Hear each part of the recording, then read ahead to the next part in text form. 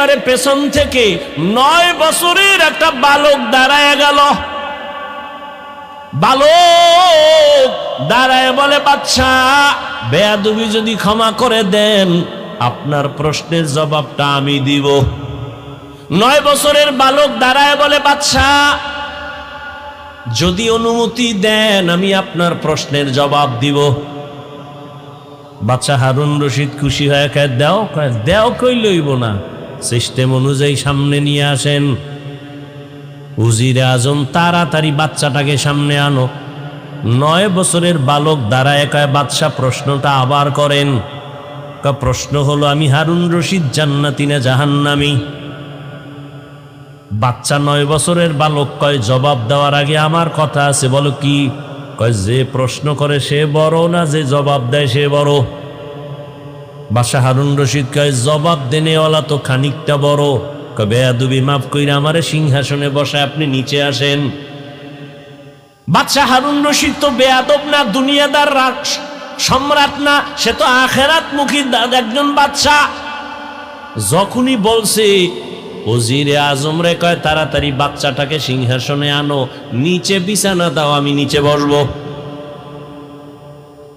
9 বছরের বালকের সিংহাসনে বসাইয়া বাদশা হারুন রশিদ নিচে গিয়া বসলেন।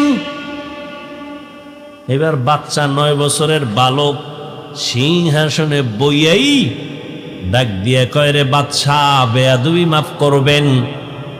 প্রথম আমি আপনাকে বলবো, কোরআনের এলেম থাকলে তো সম্মান এমনই হয়। বুঝেননি কিছু? 9 বছরের বালক প্রথম ইনজেকশন দিয়ে দিল। কোরআনের এলেম থাকলে তো সম্মান এমনই হয়।